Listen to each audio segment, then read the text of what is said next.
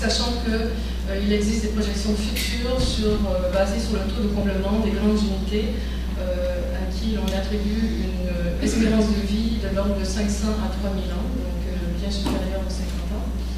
Et finalement, pour le troisième critère qui concerne les données historiques, en fait, il n'y avait pas d'analyse disponible, donc ce critère n'a pas été évalué, mais on pense que c'est quand même bien inférieur à 50%.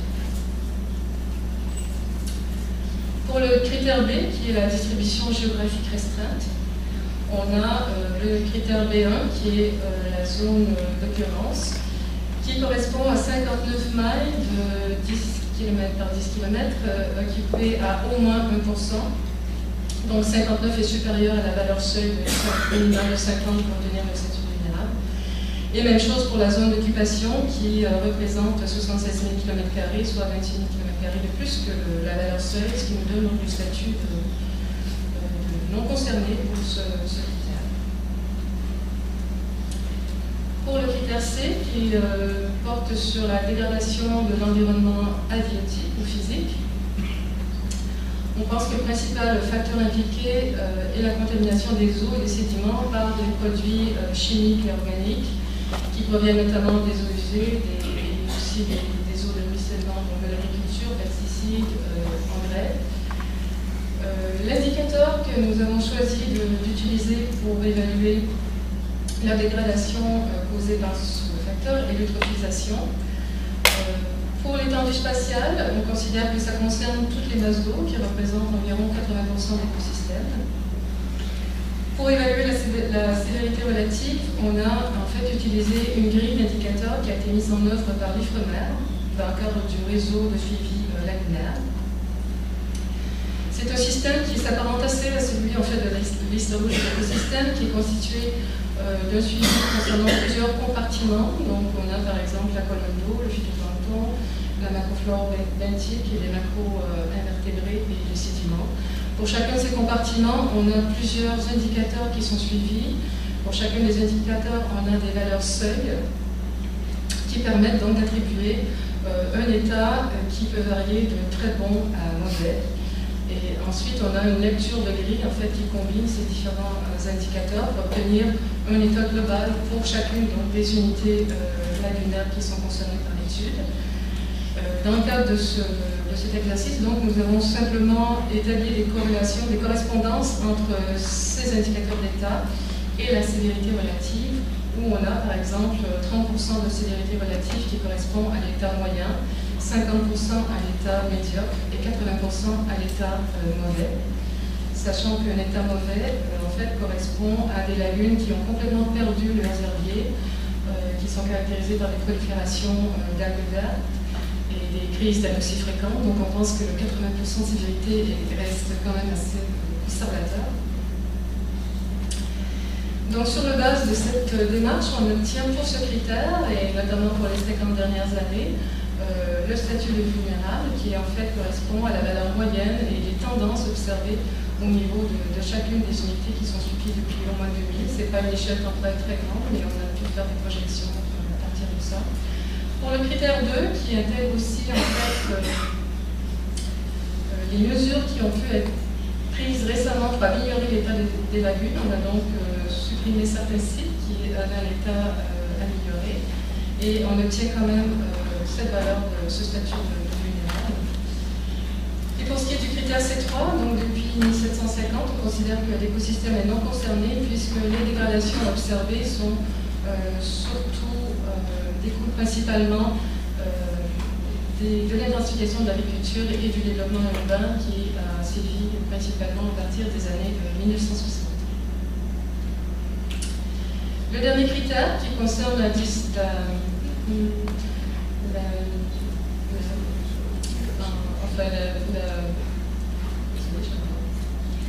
les problèmes dans les interactions biotiques. Le principal facteur sélectionné est la prolifération des espèces exogènes envahissantes. Il faut savoir que certaines lagunes contiennent jusqu'à 60 espèces d'algues introduites, plusieurs ayant un caractère potentiellement envahissant. C'est le cas notamment des algues rouges.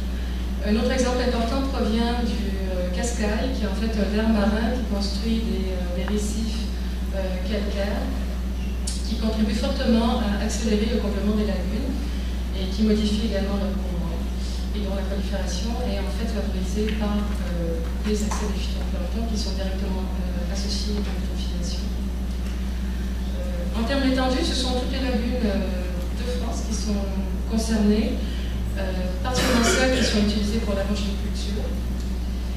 En termes de sévérité relative, en fait, il existe peu de données quantitatives disponibles sur l'impact de ces espèces, l'impact qu'elles peuvent avoir sur les espèces caractéristiques de l'écosystème. Donc, on considère que les données sont insuffisantes pour ce critère, au moins pour la période actuelle. Mais on pense qu'il est sage d'attribuer un statut de quasi menacé pour les 50 prochaines années, compte tenu de la prolifération réexistante et généralisée de ces espèces au sein des écosystèmes évalués. Mais je pense que l'intérêt de démarches comme ça, c'est aussi peut-être de mettre le doigt sur les données, sur la recherche qui doit être réalisée pour compléter les analyses. Donc c'est quand même important de mentionner. Donc si on reprend globalement, on a donc ici tous les sites avec les catégories obtenues dans chacun des critères. Donc l'évaluation globale reprend donc la catégorie obtenue pour le critère le plus menacé, qui est dans ce cas-ci donc correspond au critère de la dégradation de l'environnement physique et du statut de l'humain. Merci de votre attention. J'aimerais aussi remercier ou enfin mentionner toute l'aide qu'a pu nous apporter dans ce travail le pôle relais Lagune méditerranéenne. Les pôles relais sont des initiatives en France qui ont été développées dans le cadre du plan national d'action pour les zones humides. Et leur objectif est de centraliser les données, de faciliter les échanges entre les acteurs intéressés aux lagunes. Et c'est vrai que ça a beaucoup facilité ce travail. Donc merci.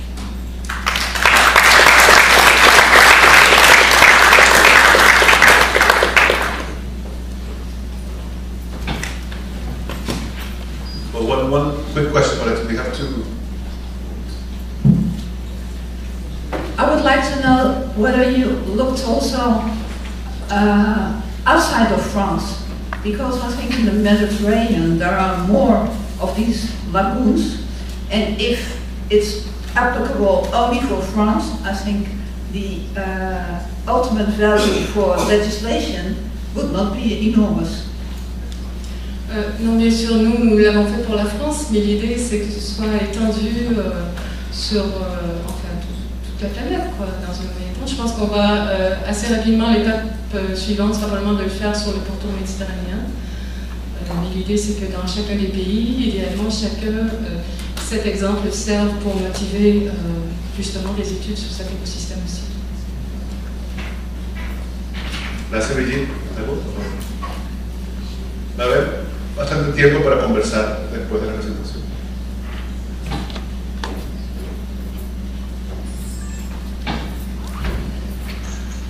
Merci, bonjour. Donc, moi, je m'avais présenté le processus d'élaboration de la liste rouge au niveau du Sénégal. Donc, tout d'abord, pour ceux qui ne connaissent pas le Sénégal, il se trouve sur la partie orientale de l'Afrique de l'Ouest, avec 196 km².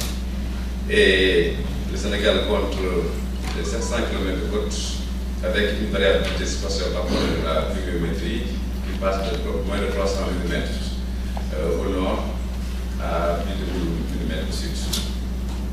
Le Sénégal compte également 14 régions administratives et système régional éco-géographique. Donc, le processus d'élaboration de la liste rouge des écosystèmes, les étapes, tout a commencé en février 2012. Mais avant cela, nous avons participé en 2011 aux 2 premiers ateliers en France et aux États-Unis pour déjà comprendre le processus. Ensuite, il y a eu en février 2011 une session de formation de renforcement de capacité animée par l'équipe de Dr John Paul Rodriguez, l'équipe vénézuélienne, qui a déjà eu à faire énormément de choses par rapport à cette lutte des écosystèmes. À la suite de cela, nous avons constitué un groupe de travail, une task force nationale. Et cette task force a beaucoup travaillé là-dessus, avec beaucoup d'ateliers techniques et suivi, ça est suivi par le processus de collecte de données spatiales surtout. Donc la task force elle regroupe une pluridisciplinarité de membres, dont les universités, la recherche, les institutions nationales en charge de l'environnement et le centre de suivi écologique. Donc vous voyez la diversité des profils qui sont là-bas. Et nous avons également réalisé plusieurs ateliers techniques pour élaborer d'abord un cadre conceptuel. Qu'est-ce que nous entendons par écosystème, comment évaluer les écosystèmes, et faire également des tests méthodologiques avec les critères. Arriver à une classification et évaluation des écosystèmes, et également faire beaucoup de suggestions et d'observations sur la méthodologie en tant que telle. Et tout cela, nous l'avons partagé en atelier de partage qui a eu lieu en juillet dernier au Sénégal, à un atelier international où les Africains et le monde scientifique étaient présents. Donc, pour la classification des écosystèmes, nous avons eu à classer les écosystèmes de cette manière. Nous avons d'abord les écosystèmes aquatiques et nous n'avons pas occulté les écosystèmes marins et côtiers. Mais pour le moment, c'est ce qui reste, c'est le gap que nous avons et que nous tentons de combler bientôt. Donc, les écosystèmes aquatiques, je vais aller un peu plus vite. Il y a également les écosystèmes terrestres. Vous voyez ici, constitués des écosystèmes de forêt, de savane, les écosystèmes également les parcs arborés. Donc, maintenant, par rapport à tout cela, quel a été le processus et le modèle utilisé? Nous sommes d'abord partis, en termes de données, d'une cartographie de l'occupation du sol qui a été faite sur la base d'images satellitales par le Global Local Network de la FAO. Donc cette carte a été réalisée en 2008. C'est une carte qui a été vraiment détaillée, qui a donné 55 classes de végétation. Donc nous avons travaillé là-dessus pour essayer, comme nous travaillons sur le niveau national, d'essayer d'agréger ces différentes classes d'occupation du sol pour en arriver à 26 classes. Donc c'est l'année la plus récente dont on disposait.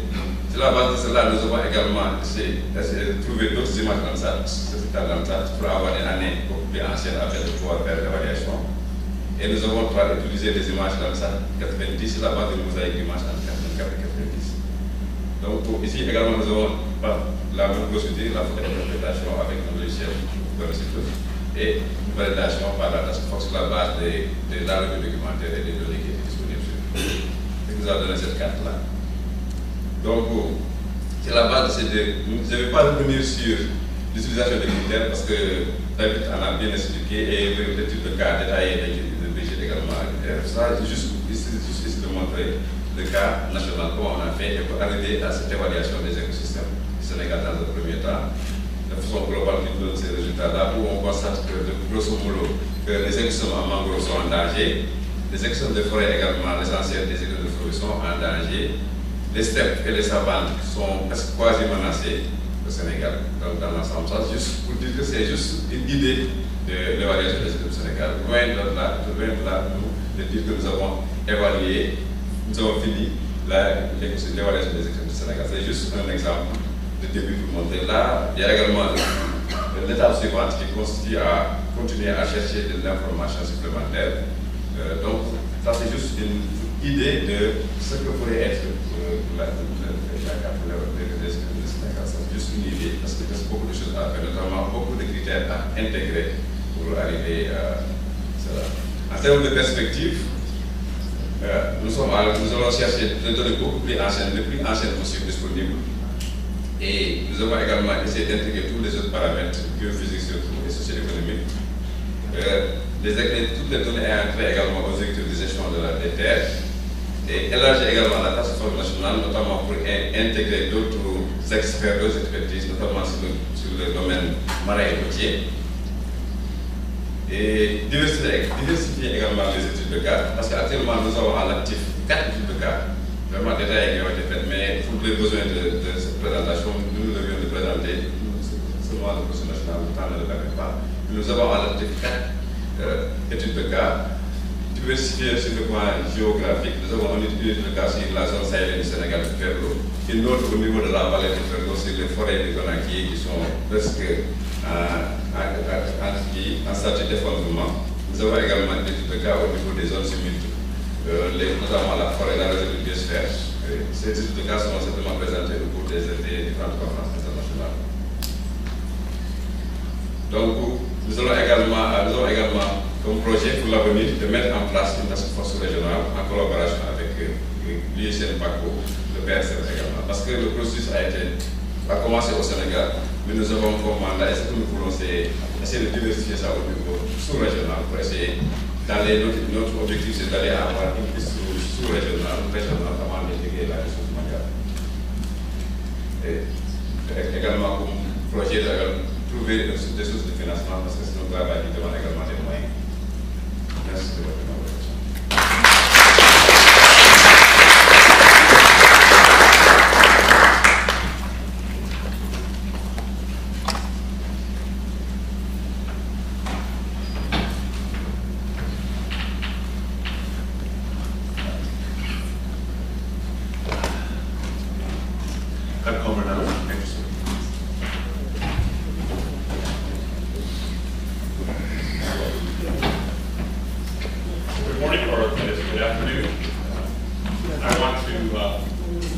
Briefly, just touch on several technical aspects that we've been beginning to sort of prototype these concepts, but in the context of looking at terrestrial ecosystems in the continental United States, actually the lower 48 United States.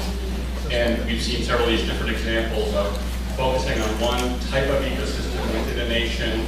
We now have a national example. I want to also highlight looking more broadly, spatially, can we tackle this effort at a large scale fairly quickly, and what are some of the issues that we'll be working with? I want to touch on a couple of these basic technical issues. Some of them relate to ecological classification and the issues that we'll continually be discussing and trying to resolve. I'll touch on the application of the criterion for long-term change or decline in extent. And I'll touch on a couple examples of how we've been approaching looking at change in abiotic or biotic processes. So just to touch very briefly on classification concepts, again, I'll limit my discussion to sort of the terrestrial environment, let's say the uplands and wetlands of the United States. And we have been doing classification for quite some time, as many around the world. There's a couple of scales of classification just to draw your attention to. This unit we'll call the terrestrial ecological system concepts is an integrated upland and wetland classification. There's about 600 units, different types that would be characterized for the lower 48 United States. Now we can move into more of an existing vegetation classification framework, and these two levels up above, we can think about using macro groups, the vegetation classification macro groups. There are about 130 of those classes in this same geography. Or we can take it up further to formations. There's about 31 or so of those units in this same geography.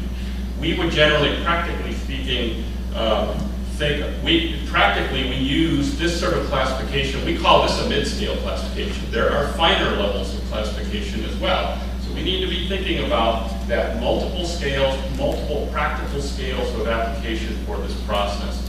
What I'm going to touch on is the fact that there's been a lot of investment in information in the United States that is helping us explore this scale of status. So, partly for purposes of having updated characterization of the current location of those types, as well as what's called the biophysical settings, it's essentially the, can I back it up? The combination of climate, landform, soil characteristics that would characterize the historic distribution of these types. We today, in just the last number of years, have a very tremendous, robust data set to help us explore these questions about transformation. What is the nature of these areas in red that have been converted over the last several hundred years? So we could quantify this in a lot greater detail than we've ever been able to do before. We could also explore a couple of these questions about how did these thresholds that we've established for red listing, what might they really look like with a robust data set at the continental scale. So very quickly, applying those criteria and our percentage thresholds of conversion, Taking these 503 types were assessed, 20 types fell into our critically endangered category, 33 into endangered, 31 into vulnerable. That's about 17% of total, just solely based on that one criterion. Okay, I have not applied any other criteria to do this, but this is my initial sort of preliminary kind of analysis based on nationally available data. We concluded, working our way through, about 69 of those types were data deficient, and about 350 fell within the rest of the spectrum that we would call from near threatened all the way through secure. So just a very quick sense of utilizing our nationally available data to understand what might this start to look like and how might we put this together fairly rapidly. So then we could ask some of these questions about, well, what if we weren't actually aiming for this scale of classification?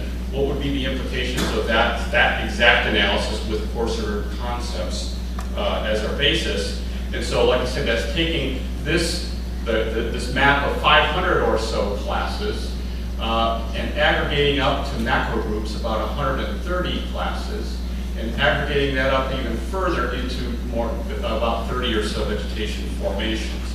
So the concept really matters when we start to think about these things. We need to be realistic about that. Well, let's